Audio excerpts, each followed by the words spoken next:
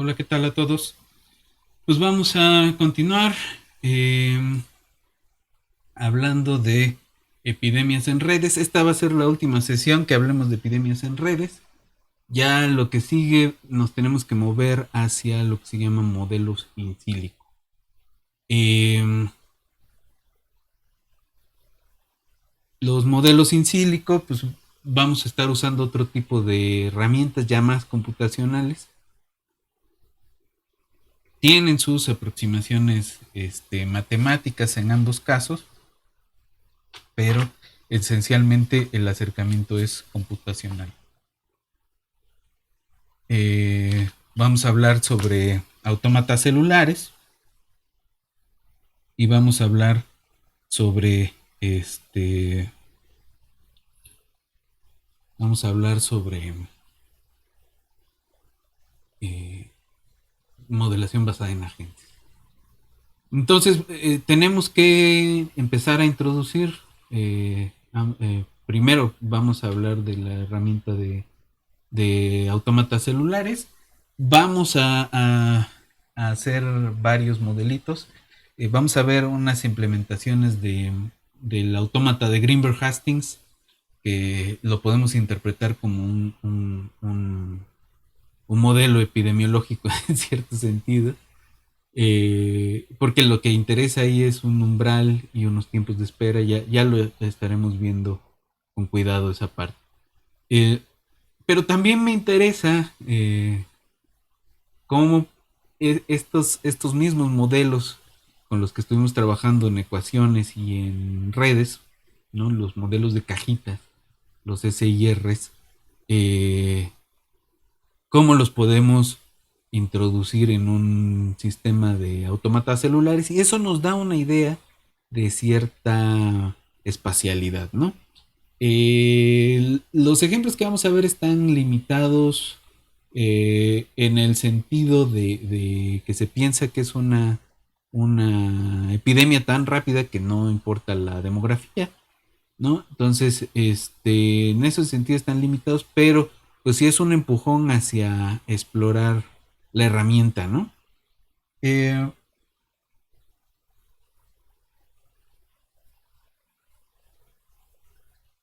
entonces, pues bueno, vamos a tener esa herramienta, y una vez desarrollada la herramienta vamos a,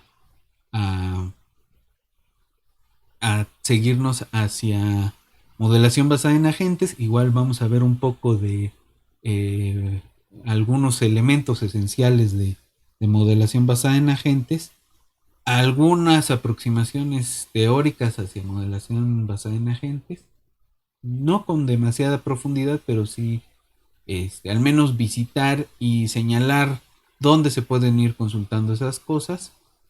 Esa es una aproximación muchísimo más joven que los autómatas celulares, y que tiene muchísimo más reticencia en el medio, ¿no? Eh, a veces, y eso ya lo discutiremos en su momento, hay muchas malas interpretaciones y interpretaciones sesgadas respecto a esto, pero bueno, vamos a visitarlo. Eh, Vamos a ver algunos ejemplos sencillos y clasicones de cosas que se pueden modelar allí, y nos vamos hacia epidemia. Entonces, la primera epidemia que vamos a modelar con agentes va a ser una situación de zombies, le llamamos, y luego nos vamos a ir hacia cosas más interesantes. Eh, una vez visitadas estas dos herramientas, pues hablaremos un poco de cáncer y hablaremos un poco del COVID, ¿no? No sé si nos va a dar tiempo de hablar algo más, pero eso es lo que tenemos planeado hasta ahorita. Pues el día de hoy vamos a revisar ya lo último de redes. Vamos a ver, eh, vimos hace un par de sesiones el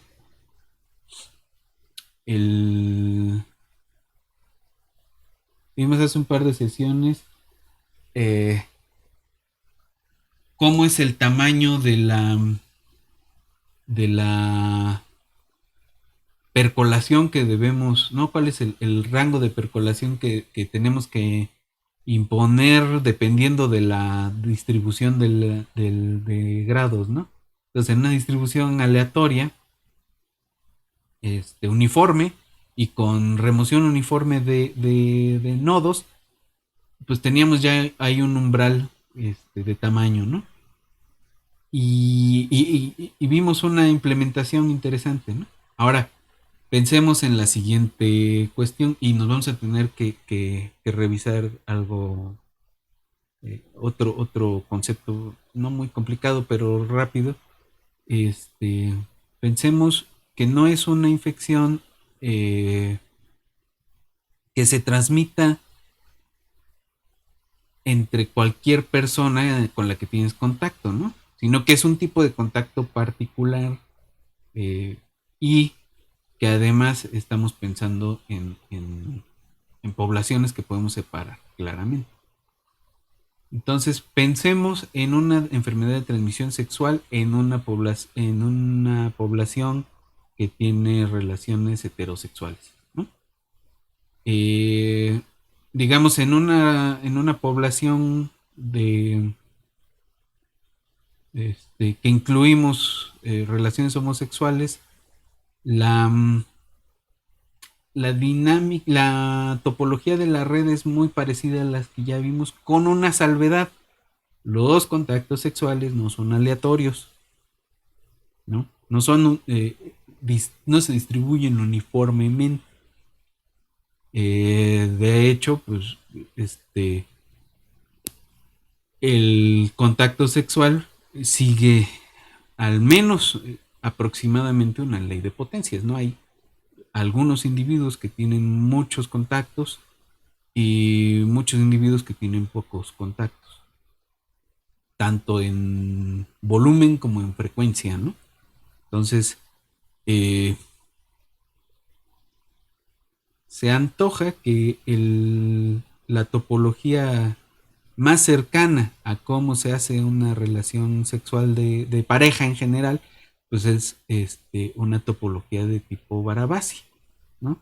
Una red libre de escala. Esto va a implicar un problema para el asunto de la percolación como metodología general de control.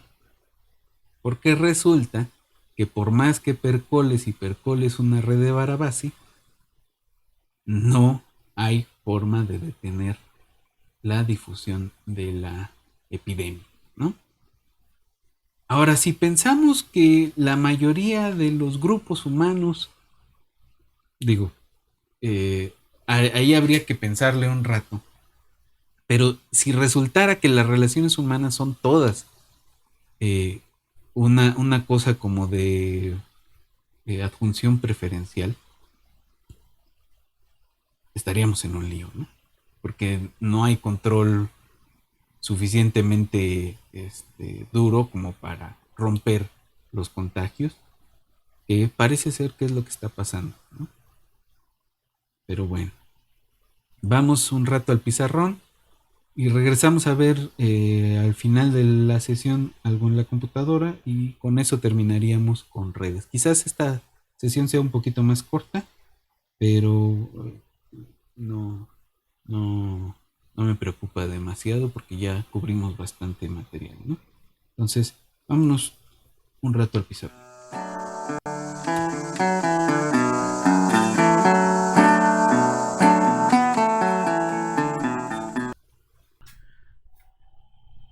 Ok, entonces vamos a vamos a recordar un poco lo que estábamos haciendo. Ahí teníamos nuestro parámetro de la phi, que era el parámetro de ocupación de la red, y que en nuestro caso, pues ocupación significa puede infectar, ¿no? Entonces, si puede infectar, esa phi es constante, no, esa phi es positiva y es que están ocupados, y habíamos visto que esta phi tenía un umbral phi c, que era el umbral de, de percolación, ¿no? Y que definía un mínimo, en nuestro caso, ¿no? Define un mínimo de nodos o de aristas que hay que remover de tal forma que se deje de esparcir la enfermedad, en el caso de una enfermedad o un rumor o lo que sea que esté fluyendo en el sistema. Ahora, vimos para una Poisson que, bueno, y esta FICE calculamos también que tenía que tener esta forma, y vimos que para una Poisson la FICE pues no era más que 1 sobre C, y que esta nos interesaba porque muchos modelos en la literatura utilizaban la distribución de Poisson para los grados de los nodos, ¿no? Para la distribución de grados de los nodos. Ahora, ¿qué pasa si la distribución de grados de los nodos tiene una forma distinta? Digamos, pk igual a 1 menos a por a la k, ¿no? Es una distribución exponencial o geométrica, ¿no? Dependiendo de la k. Y aquí lo que vamos a pensar es que a es menor que 1, ¿no? Y en este caso la G0 de z pues es 1 menos a sobre 1 menos a por z, y la G1 de z es 1 menos a al cuadrado sobre 1 menos a por z. La phi va a venir dada como solución de la siguiente ecuación, ¿no?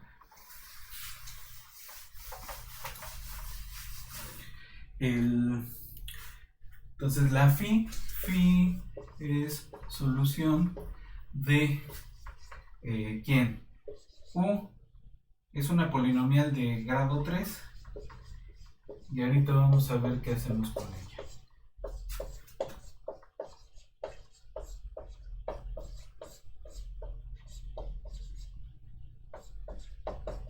No, tenemos esa polinomial de grado 3 en U, pero podemos convertirla en otra cosa. Pensando en lo siguiente, U igual a 1 siempre es una solución, siempre es una de las raíces, porque esto es un ejercicio de probabilidad. Entonces, podemos pensar en reacomodar esto, en factorizar esto por algo que esté multiplicando a U menos 1, ¿no? Porque 1 siempre tiene que ser una solución. Así que esto, si lo multiplicamos por a cuadrada, u cuadrada más a por a phi menos 2, u más phi menos 2a por phi más 1 igual a 0, pues tenemos, ese es el mismo polinomio, ¿no? Ya sabemos que esta es una raíz, entonces nomás nos preocupa encontrar las raíces de este polinomio de grado 2.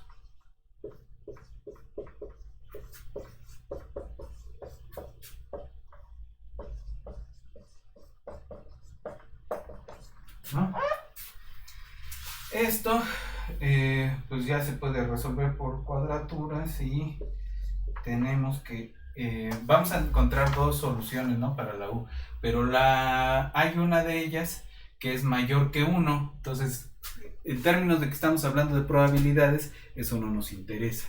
Entonces la única que nos queda es de esta forma: 1 sobre a menos 1 medio por phi menos raíz de phi menos 2a phi. No, esto lo podemos reescribir como un cuarto, perdón, de phi cuadrada más phi por a 1 sobre a menos 1. Y entonces S, que es el tamaño del clúster gigante, es phi por 1 menos 2 por a la menos 1 menos 1, phi más raíz de phi cuadrada menos 4 phi por a la menos 1 menos 1. Y esto de aquí lo podemos reescribir como 3 medios de phi menos la raíz de phi cuadrada sobre 4 más phi por a la menos 1 menos 1. ¿No? Entonces ya tenemos esa parte. Y la transición, el phi umbral, el valor umbral de phi, la phi c, es 1 menos a sobre 2a.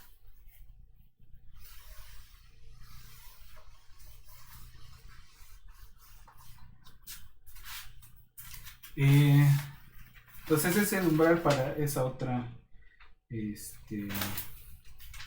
distribución, ¿no? ¿Qué nos dice esto del tamaño del brote y la percolación, ¿no?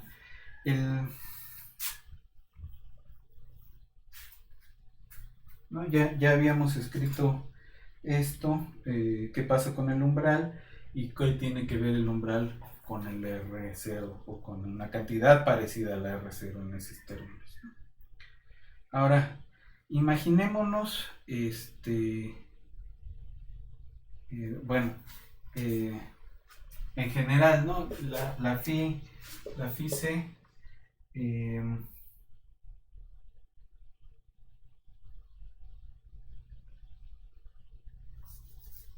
en términos de los parámetros, ¿no? Si llamamos beta a la probabilidad de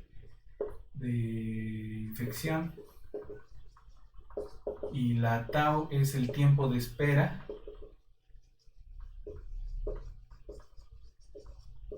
¿no? En el sentido de que es la duración de la infección, entonces creo que esto ya lo habíamos mencionado, pero esto es menos el logaritmo de 1 menos la phi c. Y entonces esto es lo que determina el umbral, ¿no? Si esto de aquí se llama psi de k, ¿no? Porque esta está escrita en términos de la k, aunque tengan formas particulares como acá. Si la beta tau es mayor que la xi de k, entonces es epidemia, muy probablemente, ¿no?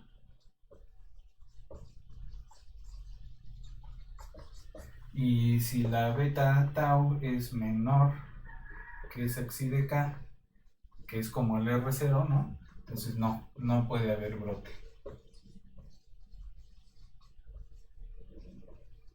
No solo probablemente no lo haya, sino que en ese sentido sí no hay, ¿no? Ahí la negativa sí es completa. Bueno, entonces eso es lo que tiene que ver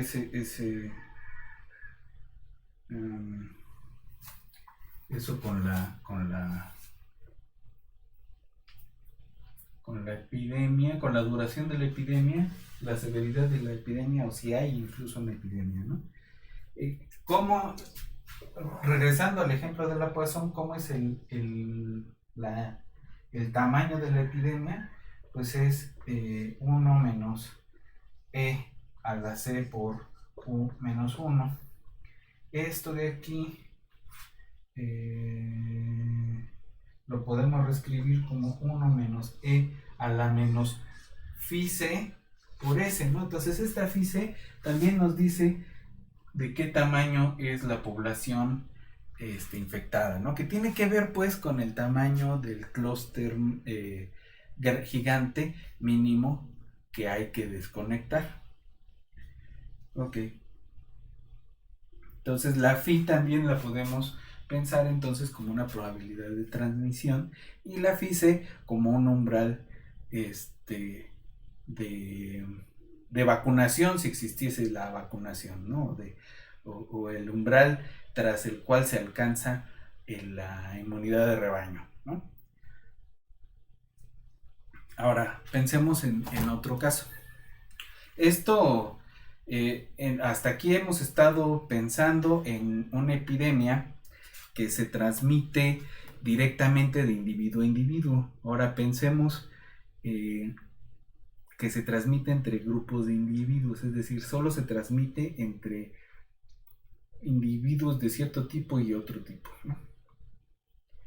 Eh, Pensemos en una infección de transmisión sexual. Y eso nos debe llevar a hablar sobre redes de contacto sexual.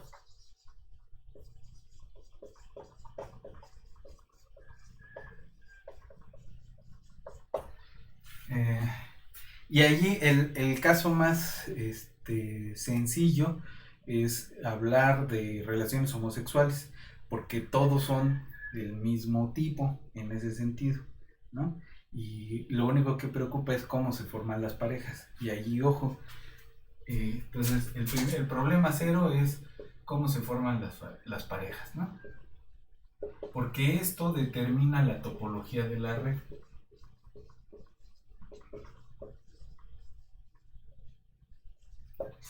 Entonces, ¿cómo se forman las parejas? Yo he leído varios acercamientos que dicen, pues, escógete un nodo al azar y reconéctalo con alguien, ¿no? Entonces, o sea, un mecanismo de Erdős Ranging. Pero las personas no eligen parejas al azar. Y habría que pensar también cómo se distribuye la densidad de parejas que tiene un individuo, ¿no? Es decir,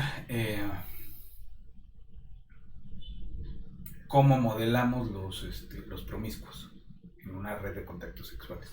No todos son igual de promiscuos y la promiscuidad no se distribuye uniformemente, al menos no de forma general. Y entonces se pueden modelar distintos tipos de relación. Pero en general podemos pensar que el mecanismo de formar una pareja sexual se parece al de Barabasi, ¿no? Al preferential attachment. Entonces, si las parejas se forman con una adjunción preferencial,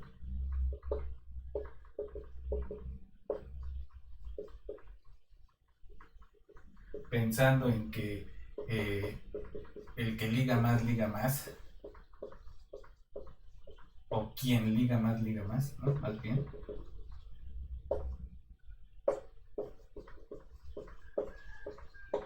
¿No? Hay una propiedad de los nodos, de los individuos, que tiene que ver con su grado, y entonces el que tiene más conexiones va a seguir teniendo más conexiones y va a seguir acumulando más conexiones, ¿no? Los promiscuos siguen siendo promiscuos, al menos en lo que nos importa en la simulación. Entonces, nos conviene usar una de Barabasi, ¿no? Ese es el primer problema, ¿no? El segundo problema, supongamos que lo que nos interesan son solo parejas heterosexuales. ¿Por qué nos podría interesar las parejas heterosexuales? Piensen ustedes en el VPH, ¿no? El virus de papiloma humano, y clínicamente lo que más nos interesa por el tamaño del problema es la transmisión de hombre a mujer, porque la transmisión de VPH a las mujeres produce cáncer cervicouterino y es un problema grave de salud pública. Y es más grave porque las soluciones siempre son pues que las mujeres se hagan el estudio del Papa Nicolau seguido, ¿no? De como si los hombres no tuviéramos responsabilidad en la transmisión de la enfermedad, siendo el principal reservorio del patógeno, ¿no? Entonces, son los hombres los que transmiten la enfermedad a las mujeres. Nosotros somos portadores generalmente, ¿no? Hay casos crecientes de cáncer en el pene y en el ano que ya nos hablan de la gran proporción de infecciones con cepas con ciertas características de las cuales hablaremos cuando hablemos sobre cáncer. Pero entonces la estructura de la red tiene que distinguir un grupo y otro, ¿no? Lo mismo pasaría con una enfermedad. En ese caso los hombros somos vectores de la enfermedad, ¿no? Lo mismo pasaría con el dengue, ¿no? Pues, tenemos una población de personas, una población de insectos, y el patógeno que se está transmitiendo entre insectos y de insectos a personas. Si hablamos de chikungunya, es más interesante porque se transmite entre personas y entre insectos y de insecto a persona, ¿no? Entonces la zoonosis es un problema que tenemos también que abordar, y eso se aborda con otro tipo de estructura, ¿no? De red. Entonces, separación de reservorios, digamos así, ¿no? Parejas heterosexuales.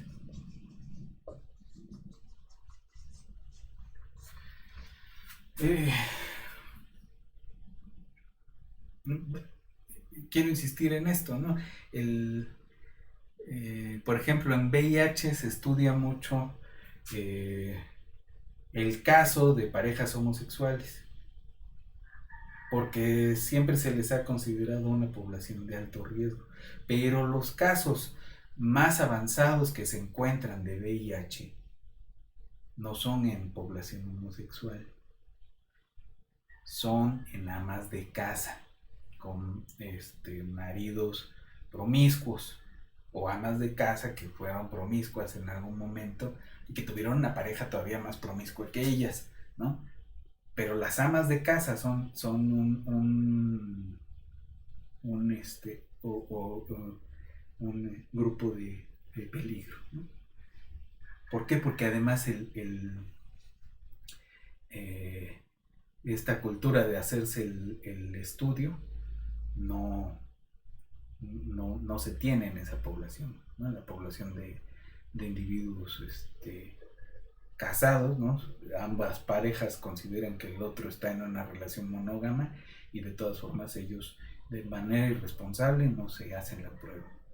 Entonces hay diagnósticos muy tardíos, y sobre eso no se hace casi ningún estudio, ¿no? Entonces hay sesgos de género en la academia, hay sesgos de género en los servicios de salud.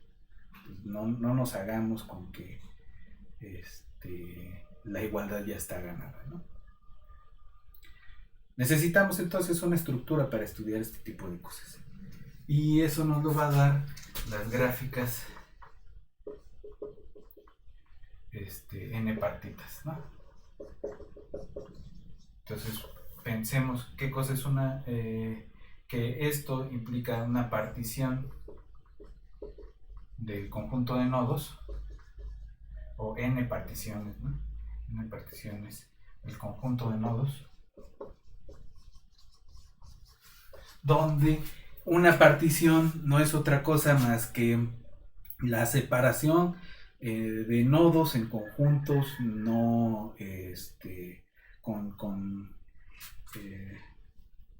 con intersección vacía, ¿no? O sea, no comparten elementos. Entonces, el caso de hombres y mujeres en relaciones heterosexuales, ¿no?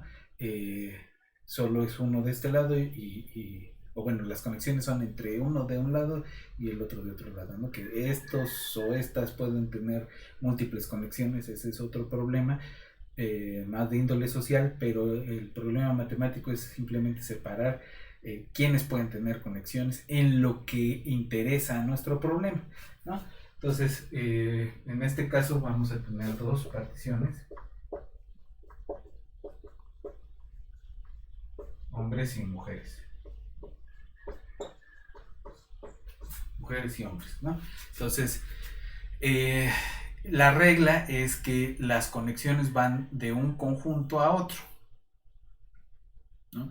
En nuestro caso, de momento no vamos a tener direccionalidad, pero esa es la idea, ¿no?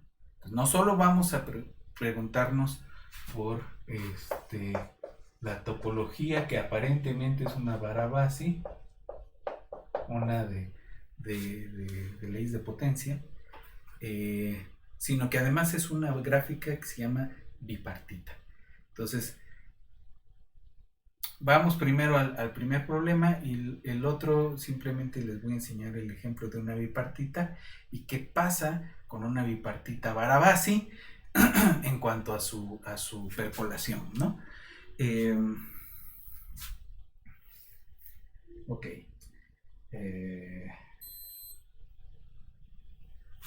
Bien. ¿Qué pasa con la percolación así de una Barabasi? Sin que sea bipartita o lo que sea, ¿no?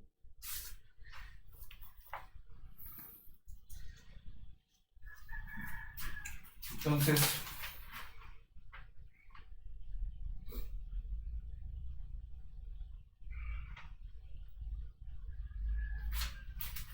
en el caso de una Barabasi, digamos, es una ley de potencias, ¿no? Se distribuye como una ley de potencias y con un exponente alfa que generalmente está entre 2 y 3, ¿no?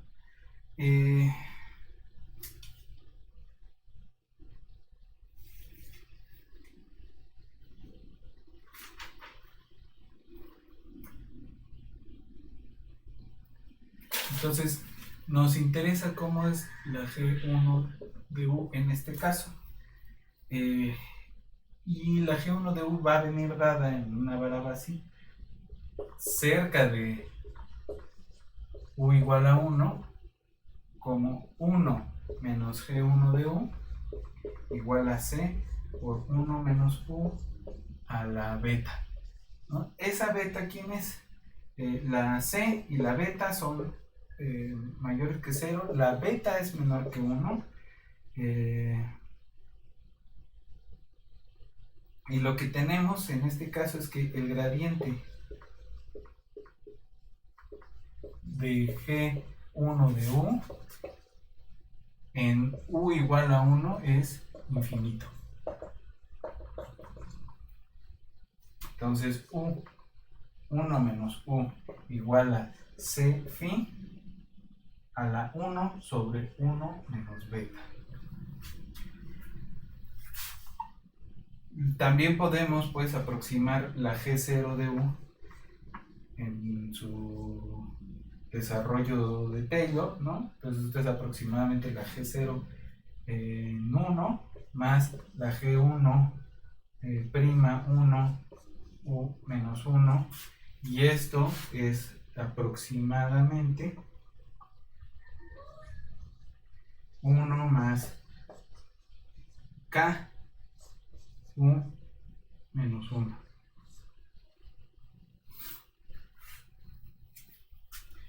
Y la alfa más grande que 2. ¿Cómo, a partir de esto, cómo es el tamaño del clúster gigante? Es decir, ya una vez percolado, ¿de qué tamaño va quedando el componente más grande? Componente conexo. Esto es como la phi de por 1 menos G0 de U. Y esto, con esta aproximación de arriba, es phi de K, phi por K por 1 menos U, y esto aproximadamente es phi a la 1 menos, a la 2, perdón, menos beta sobre 1 menos beta. Que se aproxima eso más rápido a 0 que una lineal, ¿no? Y esto es porque si beta es más chico que 1, entonces esto, ¿cómo es? ¿No? En el límite, ¿no? Se va rapidísimo, ¿no?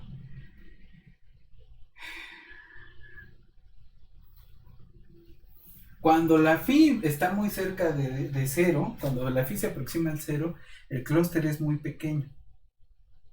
Estamos hablando de procesos reales, ¿no? Entonces no son tiempos infinitos. ¿Qué quiere decir esto? Que la infección es persistente. ¿Por qué a la gente de epidemiología no le gusta usar redes de tipo Barabasi? Porque no hay posibilidad de proponer un control. La existencia persistente de un clúster gigante nos indica que no hay cómo cortar la infección con el método de percolación. Hay que hacer otra cosa. Entonces no podemos dar una respuesta cuando la estructura de la red es una Barabasi. Una respuesta en cuanto a control, ¿no? Podemos proponer medidas que vayan atenuando hasta que encuentre algún comportamiento asintótico, ¿no? Pero nada más. Y acabamos de argumentar por qué la Barabasi tendría que ser cercano a lo que vemos en una red de contactos sexuales.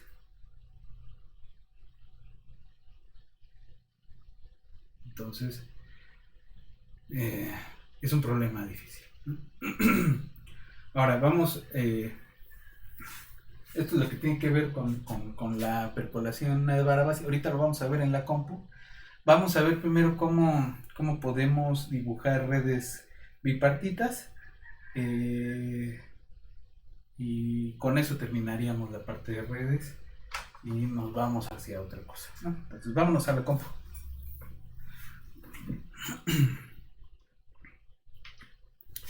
Ok, vamos a abrir el ejemplo de los ejemplos de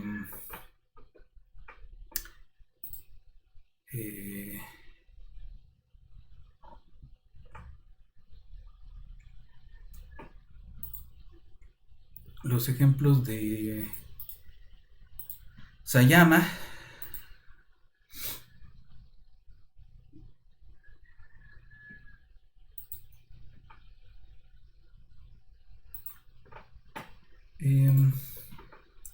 Aquí está lo que hicimos la última vez sobre percolación.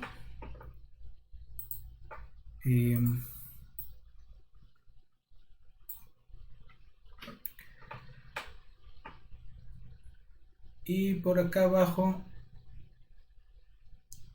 aquí está, para hacer gráficas bipartitas, ¿no? Entonces, déjenme cargar el PyLab y el NetworkX. Y aquí tenemos una bipartita. ¿Cómo la construimos? En NetworkX hay una subbiblioteca que se llama bipartite, que está dentro de otra subbiblioteca que se llama algorithms. Entonces, esta la vamos a importar como BIP, y le vamos a llamar H a una bipartita construida a partir de preferential attachment. Y allí lo que tenemos que hacer es tomar la lista de nodos, ¿no? En este caso le estoy pidiendo que agarre una lista de 10 elementos y que la probabilidad de conexión sea 0.4. Y, perdón, no cargué la de su biblioteca. Vamos a ver cómo la dibuja, ¿no?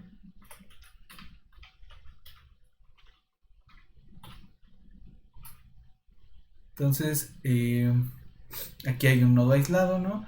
Y realmente aquí no se ve gran cosa de cómo está acomodada, ¿no? Incluso el NetWolf, este, no nos lo separa fácilmente, ¿no?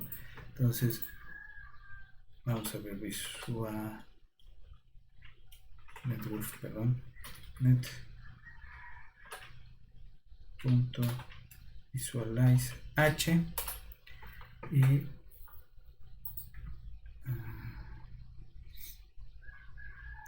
de hecho no lo hace. Dice, NetWolf solo soporta gráficas, digráficas o multidigráficas. O diccionarios, ¿no? Entonces esto lo tendríamos que leer con el diccionario de nodos o volverlo una multidigráfica. Otra opción es usemos el Gephi, que ya estuvimos jugando la otra vez.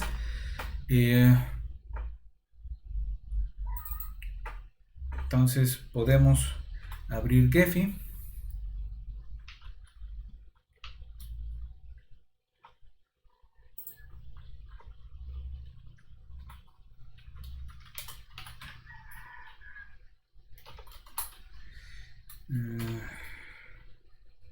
Y ahí vamos a abrir nuestra gráfica bipartita, ¿no? Y eso también nos va a permitir visualizar algunas cosas. ¿Cómo vamos a sacar nuestra gráfica bipartita al Gephi?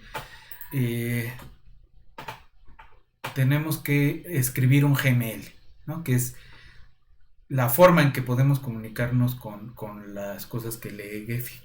Entonces, este es la instrucción es write GML.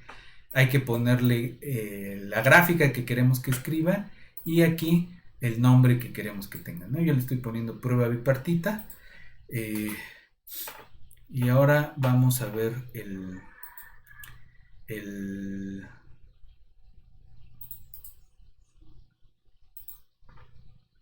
Gephi.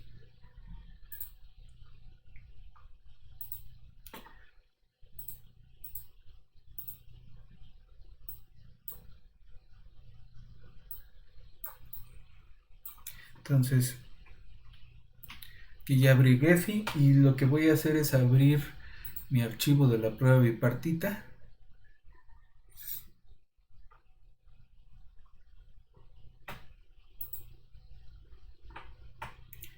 Y me sale un informe de importación que dice que tengo 29 nodos y 45 aristas,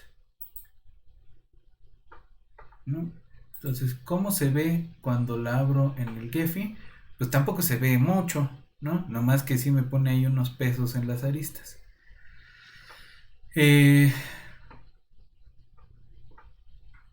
Aquí, si se fijan, puedo ver el grado medio de la red, ¿no? Esta es la distribución de grados. Y si se fijan, efectivamente es una tiene la cola pesada de este lado, ¿no? Y el grado medio con pesos. Puedo ver el diámetro de la red. Y otras cosas, ¿no?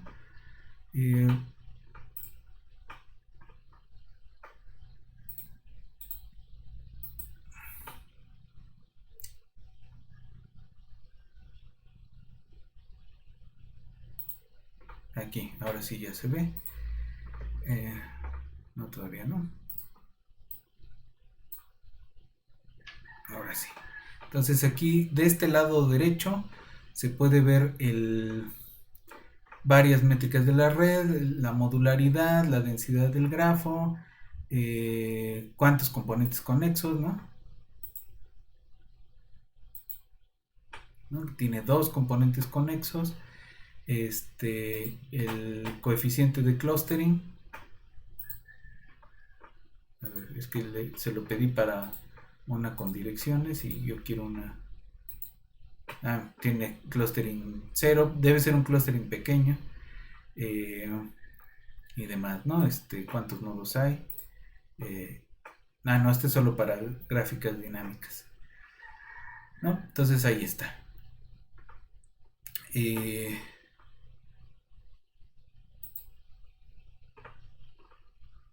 pero eso todavía no nos dice mucho más de lo que teníamos. Aquí estoy en otra pestañita de Gephi, eh, en donde aquí tenemos una vista general y una previsualización. Y en la previsualización podemos modificar varias cosas. De entrada, aquí de este lado está esto que dice Multimode Network Projection, donde le podemos dar coloración si la gráfica es bipartita. Entonces regresamos a vista general y en los nodos le ponemos partición, elegimos un atributo, y el atributo que necesitamos es este color bipartite.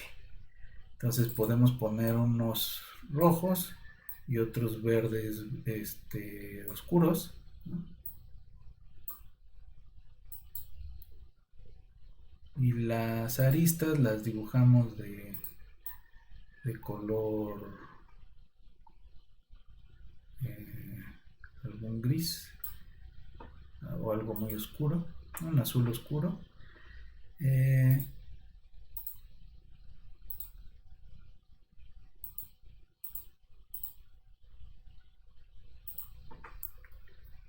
o de verde, ¿no? Pero bueno,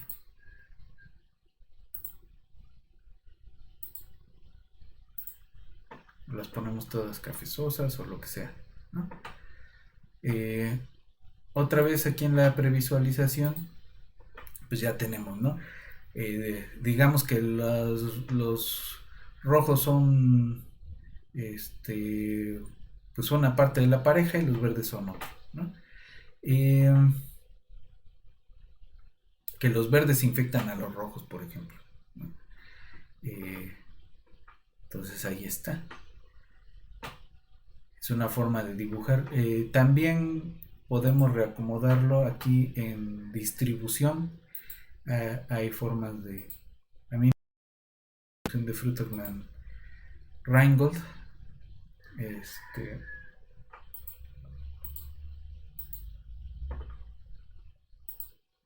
¿No? Que nos permite ver casi todo. ¿Quiénes son los dos componentes? Pues este clúster gigante y este que quedó abandonado, ¿no? Son los dos componentes conexos. Ok, ¿no? Entonces podemos jugar a las bipartitas, ¿no? Desde Python. Ahora vamos a regresar a nuestros programas estos de Python, justamente, porque quiero ver el ejemplo de Sayama que habíamos revisado, de gráfica dinámica grande, es decir, una gráfica grande con, con percolación, ¿no? Entonces aquí está como lo teníamos, son 100 nodos, etcétera. Y aquí ya lo modifiqué. Eh,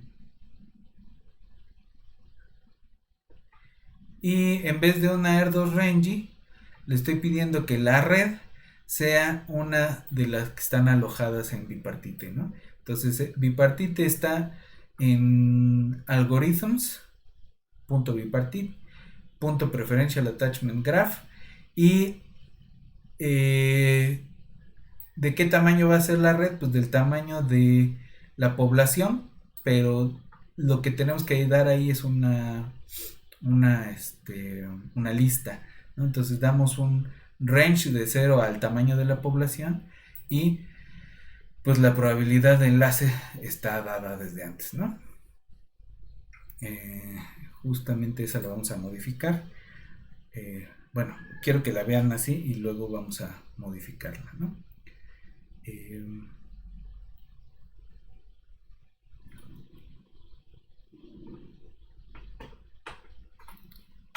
entonces, quiero correr ese programa.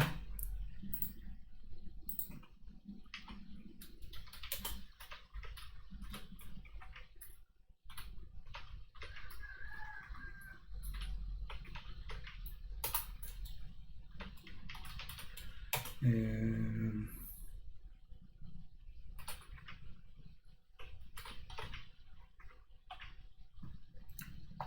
Se llama Large Graph Adaptative.py. Entonces vamos a ver qué es lo que hace.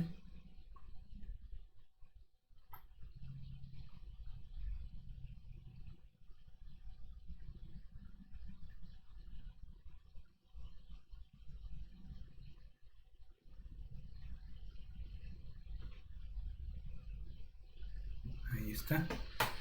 Entonces, esta es la que estaba graficada con un Viridis. Y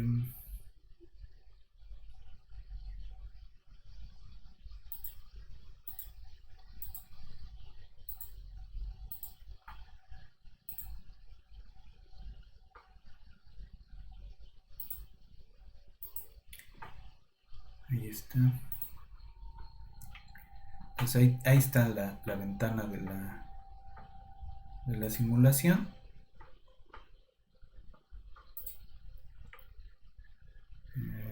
Déjenme hacerlo un poco más pequeño. Ahí está.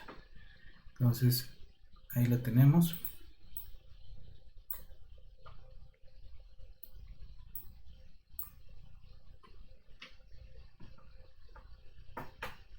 De color azul están los infectados y de morado los, este, los susceptibles.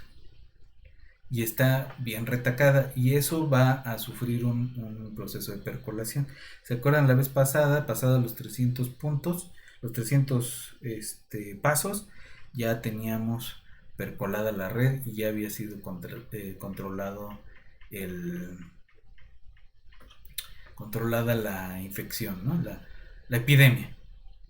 Entonces, vamos a correrlo. Ahí está. Y un montón de gente se infectó. Acuérdense que esta es una bipartita, entonces de alguna forma estamos pensando que solo tienen conexiones las parejas, no es una especie de red de contacto sexual. Eh, es muy alta la probabilidad de conexión, ¿no? Entonces, pues hay que modularlo. Y empiezan a bajar el número de aristas. Entonces, cuando lleguemos a 300, se va a seguir viendo esencialmente el mismo comportamiento, ¿no?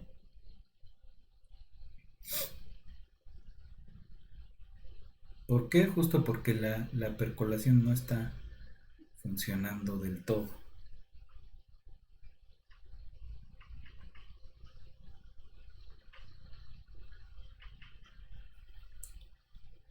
Ya vamos en 150 y sigue habiendo un montón de infectados, ya se ven menos conexiones o reconexiones.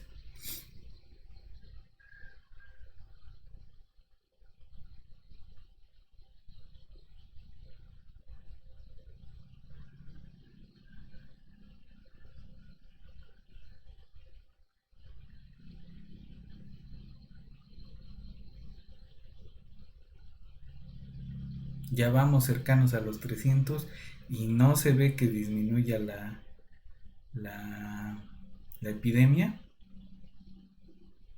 Y así puede seguir y seguir y seguir y seguir quitando conexiones y nada más no. A este comportamiento le llaman que la Barabasi pues es una red robusta, ¿no? Preferential attachment da una topología robusta de la red que evita que las desconexiones produzcan grandes problemas, ¿no? Entonces eso es muy bueno en el caso que hablábamos de conexiones a internet, pero es malísimo en el caso de una infección de transmisión sexual. Ya va en 400 y nada más no baja. Sigue habiendo infectados, hay cada vez menos conexiones y sigue habiendo infectados, ¿no? Entonces es más difícil el problema con la Barabasi, ¿no? Ok. ¿Qué tal si disminuimos la cantidad, la probabilidad de conexión?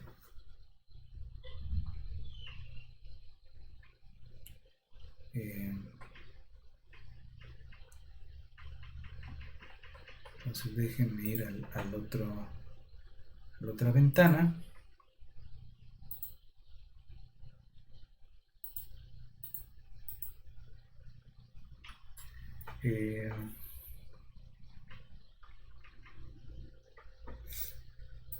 Y vamos a cambiar la probabilidad de conexión a 0.01 y volvemos a correr el programa.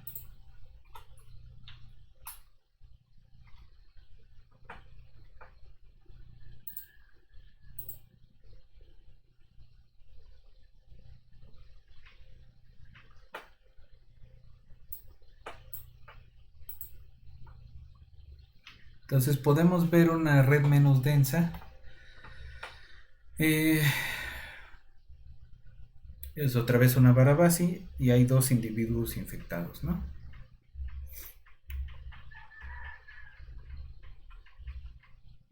Entonces vamos a correrlo y con eso terminamos el día de hoy.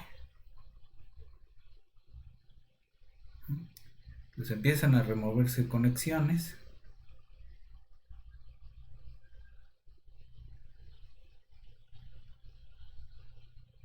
¿No? Hasta parece que se está empequeñeciendo la red, pero no para la infección.